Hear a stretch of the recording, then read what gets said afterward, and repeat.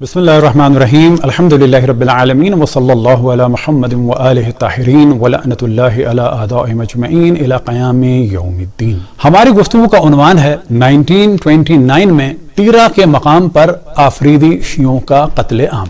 ये मौजू वहाँ के मोमिनीन तो जानते हैं, सीना बसीना उनको इल्म है, और ये सब के सब मोमिनीन आफरीदी थे, और यही वजह है कि आज आफरीदियों में या बिल्कुल शिया नजर नहीं आते या बहुत ही कम नजर आते हैं। इस कत्लेआम की तफसील खान अब्दुल गनी खान साहब ने अपनी किताब द पठान में की। अब पहले हम कुछ इसका बैकग्राउंड डिस्कस करें और फिर उसके बाद हवालों के साथ गुफ्तगू को आगे बढ़ाते हैं। अफगानिस्तान के बादशाह के जिनका नाम था अमानुल्लाह खान, ये रोशन फिक्र थे और अफगानिस्तान को तरक्की देना चाहते थे। लिहाजा आज भी हम देखते हैं कि उलमा अहले सुन्नत खुसूसन देवबंदी उलमा उनके सख्त खिलाफ हैं, और यही उलमा सबब बने थे कि अफगानिस्तान के जो 1929 में ही बहुत तरक्की कर जाता, आज भी वो जंगल की तरह से उजाड़ और वीरान पड़ा हुआ है। अमानुल्लाह का बाप और फिर बाप से पहले दादा का नाम था अब्दुर्रहमान खान कि खुदावंद तबारक व तआला की उस पर लानत हो। वो इंतहाई फिरऔन किस्म का शख्स था और उसने लाखों की तादाद में हजारा मोमिनीन का कत्ले आम किया। और जो रविश चलती चली आ रही है उलमाए अहले सुन्नत की कि हर जालिम बादशाह के जो नॉन मुस्लिम्स का या खुसूसन अहले बैत अलैहिमुस्सलातु वस्सलाम के चाहने वालों का कत्ले आम करे, उसको रजी अल्लाह भी बना देते हैं और रहमतुल्लाह अलैह भी बना देते हैं। और वही मुश्किल आज इंडिया में नजर आ रही है, क्योंकि तमाम वो जालिम बादशाह जिन्हें मुल्लाओं की सपोर्ट हासिल थी, उन्होंने वहां पर कत्ले आम किया, और वो चीज आज मुसलमानों के लिए मुश्किल बन चुकी है। लिहाजा अमानुल्लाह को ये लोग बिल्कुल पसंद नहीं करते थे, क्योंकि वो एक तरह से मॉडर्न था और वो ये कहता था कि खवातीन भी तालीम हासिल करें, मर्द भी तालीम हासिल करें और मुल्क तरक्की की राह पर गामजन हो। अब यहां पर हम बताएं कि इसमें अंग्रेजों का क्या दखल था। अमानुल्लाह खान ने अपने दादा की निस्बत अंग्रेजों से कुछ मुखालफत की। वो मुखालफत ये थी कि जो दादा था, जिसका नाम हमने बयान किया अब्दुर्रहमान खान लानतुल्लाह अलैह, उसने अंग्रेजों से मुआहदा किया था कि जो अंदरूनी पॉलिसी है अफगानिस्तान की वो मैं खुद संभालूंगा, और जो खारजा पॉलिसी है वो अंग्रेजों के ताबे होगी। और यह सिलसिला चलता रहा, यहां तक कि अमानुल्लाह खान ने कहा कि नहीं, हम खारजा पॉलिसी भी खुद संभालेंगे। अब जैसे ये बात हुई और साथ ही उसने मुल्क को तरक्की देना चाहिए, स्कूल्स बनवाए, खवातीन के कॉलेजेस बनवाए, इसी तरीके से मर्दों के लिए तरक्की का काम हुआ, तो फौरन अंग्रेजों ने मुल्लाओं को इस्तेमाल किया। अब ये जहन में रखें कि ये वही मुल्ला हैं कि जिन्होंने अमेरिका के लिए लाखों अपने जवानों को कत्ल करा दिया ताकि अमेरिका की फौज कत्ल ना हो, और कम्युनिज्म के खिलाफ जिहाद के नाम पर बेशक लाखों मुसलमान कत्ल हो जाएं। यही मुल्ला खड़े हुए अमानुल्लाह खान के खिलाफ, और अमानुल्लाह खान के जितने भी तरफदार थे उनसे मुकाबला हुआ। और फिर पाकिस्तान के इस इलाके में कि जो अफगानिस्तान की सरहद से वादी तीरा मिला हुआ था, वहां के शिया भी फौज की सूरत में अमानुल्लाह खान को सपोर्ट करने के लिए निकलने वाले थे, लेकिन वहां के मुल्लाओं ने, खुसूसन देवबंदी मुल्लाओं ने अवाम को उभारा शियों के खिलाफ और कहा कि शियों ने जनाब उस्मान का कत्ल किया था, इनसे इंतकाम लिया जाए। इस आड़ में वहां पर जंग की गई और नतीजा ये हुआ कि वादी तीरा से और मुख्तलिफ इलाकों से जो फौज जानी थी अमानुल्लाह खान के दिफा के लिए, वो ना जा पाई। अब जिस तरह से आज हम देखते हैं कि मुख्तलिफ ममालिक में दहशतगर्द तंजीमों को उलमाए अहले सुन्नत खुसूसन उलमाए देवबंद सपोर्ट कर रहे हैं, बिल्कुल यही काम हुआ था अमानुल्लाह खान के खिलाफ। एक डाकू को, एक गुंडे को, एक लुटेरे और राहजन को कि जिसका नाम था हबीबुल्लाह गाजी, और मशहूर है वो बच्चा सक्का के नाम से, उलमा ने उसको सपोर्ट किया क्योंकि उसके पास एक बड़ी तादाद में गुंडों की फौज थी, और उन्हें उभारा और फतवे दिए कि इसको सपोर्ट किया जाए। लिहाजा हबीबुल्लाह खान के जो मारूफ है बच्चा सक्का के नाम से, उसके साथ मजहबी लोग मिले और अमानुल्लाह खान पर हमला किया, यहां तक कि अमानुल्लाह खान की हुकूमत खत्म हुई। और अफगानिस्तान जो आज आप सूरत हाल देख रहे हैं, ये उसी का नतीजा है कि आज तक अफगानिस्तान को तरक्की हासिल नहीं हो सकी। और 9 महीने बच्चा सक्का की हुकूमत रही कि जो दुनिया की तारीख की बदतरीन हुकूमतों में से हुकूमत थी। 1929 मिड ऑफ जनवरी से अक्टूबर के मिड तक ये हुकूमत चली, तकरीबन 9 महीने की। इसमें रोशन फिक्र लोगों को कत्ल किया, फौजियों को कत्ल किया गया, और खुसूसन उलमा के इशारे पर क़ज़लबाशों को और हज़ारा को और दीगर शियों को कत्ल किया गया। उसी ज़माने में اچھے خاصے غزلباش افغانستان سے ہجرت کر کے دنیا بھر میں اور خصوصاً پاکستان میں منتقل ہوئے، لیکن اس سے پہلے امان اللہ خان کا دادا عبد الرحمن شیعوں کا قتل عام کر چکا تھا۔ بس آج جو آپ افغانستان کی صورتحال دیکھ رہے ہیں یہ نئی صورتحال نہیں ہے، یہ وہی صورتحال ہے۔ کہا جا سکتا ہے کہ آج جیسے ملا لے کے آئے اس ملا عمر کو، یا جس طرح سے IS میں لے کے آیا گیا ابو بکر بغدادی کو، یا جو صورتحال صوفی محمد کی تھی، یا جو پاکستان کی صورتحال تھی، عیناً یہی صورتحال ان ملاؤں نے اس بادشاہ کے خلاف پالیسی استعمال کی کہ جو اپنے ملک کو ترقی دینا چاہتا تھا۔ ان ملاؤں کی وجہ سے آج بھی ہم دیکھ رہے ہیں کہ افغانستان آج بھی دنیا کے پسماندہ ترین، غریب ترین اور غیر تعلیم یافتہ ترین اور جنونی لوگوں سے بھرا ہوا ہے۔ سب سے پہلے ہم آپ کے سامنے نقشہ پیش کرتے ہیں تاکہ کلیئر ہو جائے کہ تیرا ویلی کہاں پر ہے، یعنی وادی تیرا۔ تو یہ کرم اور خیبر اور اورکزئی کے اوپر اور دریائے کابل کے ساتھ ملی ہوئی ہے۔ آپ کے سامنے کتاب ہے دا پٹھان، اور اس کتاب کے رائٹر ہیں خان عبد الغنی خان۔ یہ ان کی جوانی کی تصویر ہے، پھر ان کی بڑھاپے کی تصویر ہے۔ ان کی ولادت ہوئی تھی 1914 میں اور وفات ہوئی ان کی 1996 میں، اور یہ کتاب انہوں نے لکھی ہے دا پٹھان 1947 میں۔ اور یہ اپنے زمانے کے اچھے شاعر بھی تھے، مصور بھی تھے، اور مجسمہ تراش بھی تھے، اور ادیب بھی تھے۔ اور شاعری کے حوالے سے ان کو کہا جاتا ہے کہ یہ خوشحال خان خٹک کی طرح سے اپنے زمانے کے مشہور، اور بعض لوگ کہتے ہیں کہ اپنے زمانے کے خوشحال خان خٹک تھے۔ یہ بیٹے تھے خان عبد الغفار خان کے، اور بھائی تھے ولی خان کے۔ پیج نمبر 48 پر یہ ڈسکس کرتے ہیں اور وہاں پر اس واقعے کی جانب توجہ دلاتے ہیں۔ Tira has a large, wide awake and virile population of the Muslim Sunni and a small, intelligent and clever minority of Muslim Shia. وادی تیرا میں اہل سنت کے جوشیلے افراد کی ایک بڑی تعداد رہتی تھی، اور ساتھ ہی وہاں پر ایک مختصر جماعت ذہین اور سمجھدار شیعوں کی بھی تھی۔ ان دونوں کا تعلق ایک ہی آفریدی قبیلے سے تھا۔ اس زمانے میں یہ علاقہ برٹش انڈیا اور افغانستان کی سرحد پر تھا، اور اس کی انہیں قیمت چکانا پڑی۔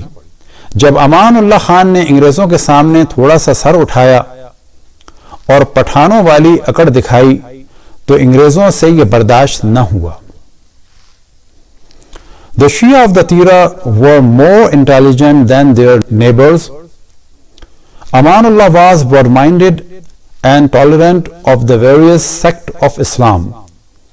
The Shia of the Tira loved and supported him. تیرا کے شیعہ اپنے پڑوسیوں سے زیادہ ذہین تھے۔ امان اللہ کھلے ذہن کا آدمی اور اسلام کے مختلف فرقوں کو برداشت کرنے والا شخص تھا۔ تیرا کے شیعہ اس سے محبت کرتے اور اس کی حمایت کرتے تھے۔ وہ جوان بادشاہ کی حمایت میں جنوب سے دفاعی لشکر بھیجنے کو تیار تھے۔ اب ضمن بتاتے چلیں کہ اس کا مطلب ہے کہ ایک وہاں بڑی تعداد تھی شیعوں کی، ہزاروں میں، کہ جن کے پاس لشکر بھی تھا اور علماء بھی تھے۔ آگے کہتے ہیں لیکن رکیے اور دیکھیے، جہاں ایک طرف افغانستان کے ملا مخالفت میں تقریریں کر رہے تھے، اسی دوران تیرا کے ملا بھی امان اللہ کے خلاف میدان میں آئے، لیکن وہ شیعہ نہیں سنی علماء تھے۔ جب افغانستان میں ملاؤں کی لمبی داڑیاں اور بھاری پگڑیاں امان اللہ کی جدت پسندی کے خلاف حرکت میں آئیں۔ اب ضمناً ہم یہ بتاتے چلیں کہ امان اللہ نے اسکول بنائے اور تحریک چلائی کہ خواتین پڑھائی کریں، اور اسی طرح سے ملک کو ترقی دینا چاہیے۔ تیرا میں ملاؤں نے سنیوں کو شیعوں کے خلاف اکسانے کے لیے ان پر حضرت عثمان کے قتل کی تہمت لگا دی۔ اب یہاں پر اکسانے کے لیے جو ملاؤں نے کام کیا، اب یہ کام کیوں ہو رہا تھا کہ برٹشر چاہتے تھے کہ امان اللہ کے خلاف اٹھایا جائے لوگوں کو، تو ملاؤں کو استعمال کیا۔ اب کیونکہ شیعہ امان اللہ کی حمایت کر رہے تھے اور اسی طرح سے بعض اور پٹھان بھی، تو ان کے خلاف مختلف طریقوں سے ملاؤں کو برٹشر نے استعمال کیا، بالکل ویسے ہی جیسے کہ آج افغانستان میں امریکہ نے رشیا والوں کے خلاف ملاؤں کو استعمال کیا، اور ان ملاؤں نے امریکہ کو جہاد کے نام پر لاکھوں کی تعداد میں معصوم بچے فراہم کیے۔ اب انہوں نے اکسانے کے لیے کیا تہمت لگائی کہ شیعوں نے حضرت عثمان کا قتل کیا تھا، جبکہ آگے ہم حوالے دکھائیں گے کہ حضرت عثمان کے قتل کا فتویٰ حضرت عائشہ نے دیا تھا، اور وہ حضرت عثمان کے لیے فرماتی تھیں کہ یہ کافر ہو گئے، انہیں قتل کر دو۔ عشاق عثمان کی اکثریت برطانیہ کے زیر حکومت علاقوں سے آئی تھی۔ Heaven and houris were promised to those who killed the Shias، page number 49 پر ہے۔ شیعوں کے قتل کرنے والے کو جنت اور حوروں کی بشارت دی گئی۔ زر و دولت اور حوروں کی لالچ میں آفریدیوں نے بھی ان کی بات کو مان لیا۔ انہوں نے اپنی رائفلیں سنبھالی اور جنت کی تلاش میں نکل کھڑے ہوئے۔ شیعوں کے خوفناک قتل عام کے ساتھ ساتھ ان کے مویشیوں اور درختوں کو بھی ختم کر دیا گیا۔ جن وادیوں میں شیعہ رہتے تھے وہ ویران ہو گئیں۔ لاکھوں پھلوں کے درخت، سینکڑوں سال پرانے بادام اور چنار کے درخت کاٹ ڈالے گئے۔ شیعوں کو ایسا برباد کیا گیا کہ وہ امان اللہ خان کی مدد نہ کر سکے۔ انہوں نے اپنی ذہانت کی قیمت اپنے خون اور آنسوؤں سے ادا کی، اور امان اللہ نے اپنی بصیرت کی قیمت اپنے تاج اور تخت سے ادا کی۔ آزاد خارجہ پالیسی اپنانے کے جرم میں اسے اپنی سلطنت سے ہاتھ دھونا پڑا، اور افغانستان اپنے منفرد بادشاہ سے محروم ہو گیا، اور افغانستان کو عظیم مقام دلانے کی خواہش کے جرم میں شیعہ اپنے بچوں اور باغات سے محروم ہو گئے۔ یہ جو کچھ ہوا ایک سوچی سمجھی بے رحمانہ سازش کا نتیجہ تھا۔ میں یہ فیصلہ کرنا آپ پر چھوڑتا ہوں کہ اس خون ریزی، دہشت گردی، تاریکی اور نفرت سے کس نے فائدہ اٹھایا۔ This is only one of the thousand of such stories of the tribal territory. Every word of it is true. Some Sunni may not know who drove them, but the Shia know who struck them.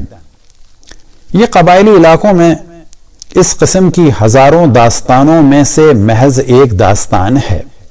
اب یہاں پر توجہ رہے کہ اس شیعہ قتل عام کے بارے میں فرماتے ہیں کہ یہ جو میں نے ذکر کیا ہے ایسی اور ہزاروں داستانیں ہیں، یعنی شیعہ قتل عام کی۔ اس کا ایک ایک لفظ سچ ہے۔ کچھ سنیوں کو شاید پتہ نہ ہو کہ کس نے ان کو استعمال کیا، لیکن شیعوں کو خوب معلوم ہے کہ ان پر کس نے ضرب لگائی۔ کچھ پختون امان اللہ کو بچانے میں ناکام رہے، لیکن وہ جانتے ہیں کہ کیوں۔ اور پھر ہم توجہ دلائیں کہ جس طرح سے اس وقت انگریزوں کے لیے ملا استعمال ہوئے، آج امریکہ کے لیے استعمال ہوئے، لاکھوں کی تعداد میں افراد مارے گئے۔ کمیونزم کا مقابلہ امریکہ کو کرنا تھا، جہاد کے نام پر مقابلہ کیا، مولویوں کو مدرسے بنا کے دے دیے اور وہ خوش رہے۔ اب آپ کے سامنے ہے تاریخ طبری جلد نمبر 3 اور صفحہ نمبر ہے 59 اور 60۔ قصاص عثمان رضی اللہ کا مطالبہ۔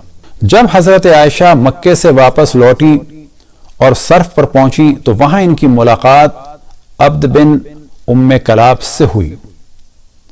اس کے باپ کا نام ابو سلمہ تھا، لیکن یہ ماں کی جانب منسوب کیا جاتا تھا۔ حضرت عائشہ نے اسے دیکھ کر فرمایا، تم اس وقت خوب آئے۔ عبد بن ابی سلمہ نے عرض کیا، لوگوں نے عثمان رضی اللہ کو قتل کر دیا اور 8 روز تک کوئی خلیفہ نہ تھا۔ حضرت عائشہ رضی اللہ عنہا نے سوال کیا، پھر لوگوں نے کیا کیا؟ انہوں نے جواب دیا، اہل مدینہ نے باہم جمع ہو کر مشورہ کیا اور آخر کار ایک بھلائی انہوں نے حاصل کی کہ ان سب نے علی ابن ابی طالب رضی اللہ پر اتفاق کر لیا۔ حضرت عائشہ نے کہا، کاش کہ یہ زمین و آسمان اس سے قبل باہم مل جاتے اور تیرے ساتھی کی خلافت قائم نہ ہوتی، مجھے واپس لے چلو، مجھے واپس لے چلو۔ یعنی حضرت علی کی خلافت پہ یہ اتنا ناراض تھی کہ کہتی ہیں کہ زمین و آسمان میں تہلکہ مچ جاتا، زمین آسمان برباد ہو جاتے، لیکن علی کی خلافت نہ ہوتی۔ حضرت عائشہ رضی اللہ عنہا صرف سے مکہ واپس لوٹی اور یہ فرماتی جا رہی تھی، خدا کی قسم عثمان رضی اللہ مظلوم قتل کیے گئے اور میں ان کے خون کا مطالبہ ضرور کروں گی۔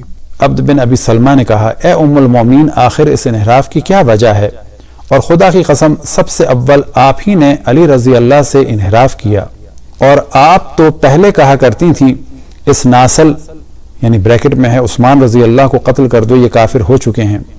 حضرت عائشہ نے کہا، ان قاتلین نے اولاً عثمان رضی اللہ سے توبہ کرائی، پھر انہیں قتل کیا۔ یعنی یہ کہنا چاہ رہی ہیں کہ وہ گناہگار تو تھے لیکن انہوں نے ان سے توبہ کرا لی تھی۔ میں نے پہلے قتل کے لیے کہا تھا، اب یہ کہہ رہی ہوں، اور میرا آخری قول پہلے قول سے بہتر ہے۔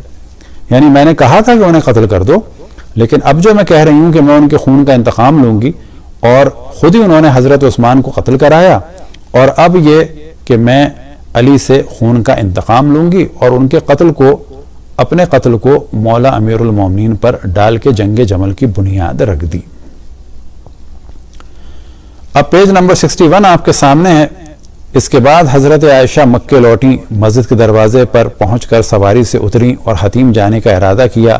وہاں ان کے لیے پردہ کرایا گیا اور ان کے پاس لوگ آ کر جمع ہو گئے۔ حضرت عائشہ نے لوگوں سے فرمایا، عثمان مظلوم قتل کر دیے گئے اور خدا کی قسم میں ان کے خون کا مطالبہ ضرور کروں گی۔ یعنی قتل تو کروایا حضرت عائشہ نے، اور ان ملاؤں نے اس قتل کو چھپانے کے لیے، شیعوں کے خلاف اکسانے کے لیے کہا کہ حضرت عثمان کو شیعوں نے قتل کیا، اور آفریدی قبیلے کے سادے لوگ رائفلیں لے کر شیعوں پر چڑھ دوڑے، کڑھائے لے کر شیعوں کے باغات کو ختم کر دیا، ان کے مویشیوں کو قتل کر دیا، کیونکہ ان کو یہ بتایا گیا کہ شیعوں نے حضرت عثمان کو قتل کیا ہے۔ یہ تصویر ہے امان اللہ کی۔ اب یہ ذہن میں رہے کہ اگلی تصویر یہ امان اللہ کے دادا کی ہے، عبد الرحمن کی، اور ساتھ ہی یہ ایک اخبار کی کٹنگ ہے لندن کی کہ جس میں بتایا گیا ہے کہ 10,000 خواتین اس زمانے میں کنیز بنائی گئیں ہزارہ کمیونٹی کی۔ اور ابھی کچھ تصویریں ہیں کہ جس میں دکھایا گیا ہے کس طرح سے ہزارہ کو قتل کیا گیا، اور جو ہزارہ کا ڈے ہے اس کے بارے میں بھی کچھ تصویریں ہیں، حتیٰ توپوں کے سامنے رکھ کر اور پہاڑوں سے قتل کر کے شیعہ خواتین کو پھینکا گیا، اور 25 سپٹمبر کو یہ دن منایا جاتا ہے۔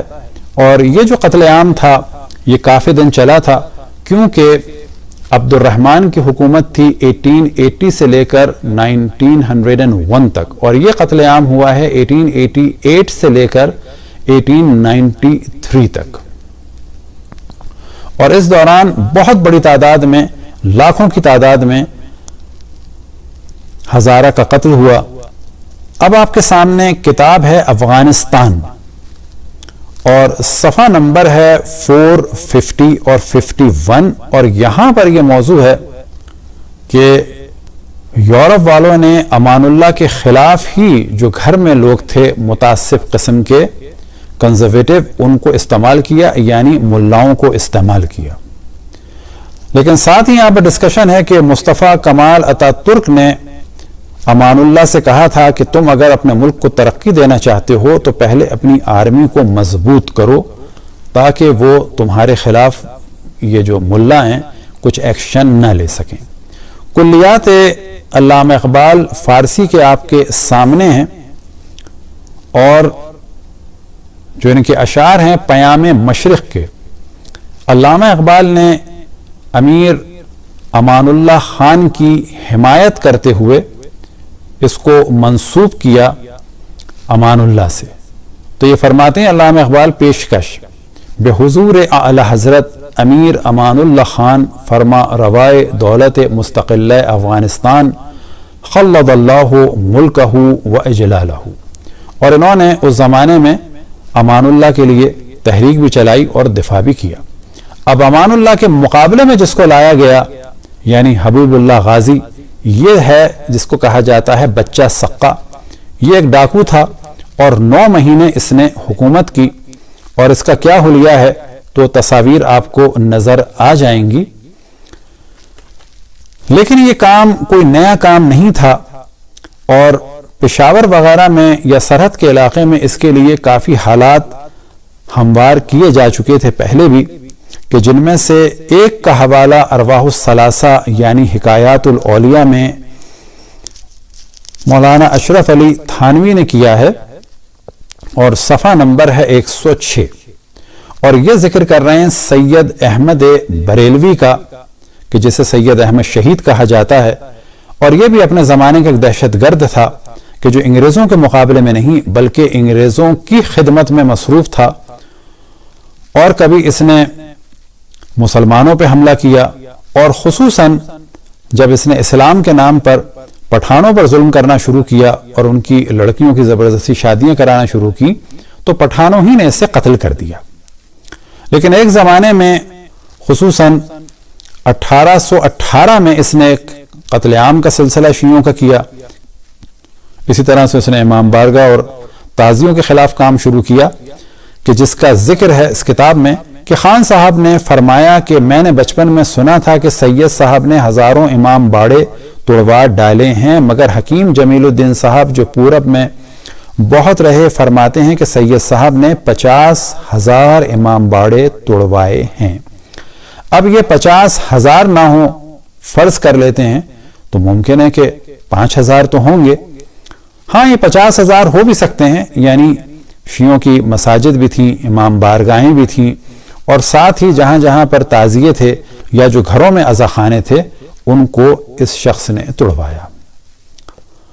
اب افسوس کے ساتھ کہا جا سکتا ہے کہ افغانستان آج بھی دہشت گردی کا مرکز بنا ہوا ہے، اور ہم بڑی جرت کے ساتھ کہیں کہ اگر کمیونزم کی حکومت افغانستان میں رہتی تو شاید لوگ دین سے اتنا بیزار نہ ہوتے کہ جو طالبان کی حکومت آنے کے بعد لوگ دین سے بیزار ہو چکے ہیں.